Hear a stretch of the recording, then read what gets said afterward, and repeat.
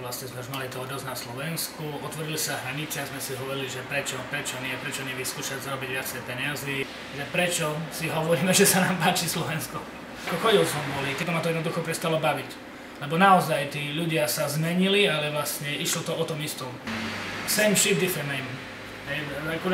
Nakoniec sa z toho cítim sám hlúpo, že proste chcem robiť, hej.